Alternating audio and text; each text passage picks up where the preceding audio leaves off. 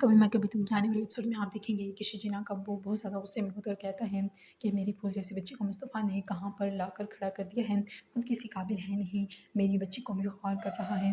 وہ بہت زیادہ غصے میں ہوتے ہیں کیونکہ شجینا بھی ان کے ساتھ نہیں جاتی۔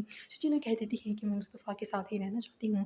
مصطفیٰ بھی کہہ دیتا ہے کہ تم اپنی امی ابو کے گھر چلی کیوں نہیں جاتی، تم بھی بیکار کی ضد کر رہی ہو اور تمہاری ضد کی وجہ سے لوگوں کے سامنے مجھے ذلیل ہونا پڑ رہا ہے، لوگ تو سر اٹھا کر مجھے یہ باتیں سناتے ہیں، آخر میں انہیں کب تک جواب دوں۔ شجینا کہہ دیتی ہے مصطفیٰ سے کہ مصطفیٰ چاہے حالات جیسے بھی ہوں، میں تمہارا ساتھ کبھی بھی نہیں چھوڑ کر جاؤں گی، میں ہمیشہ تمہارے ساتھ ہی رہوں گی۔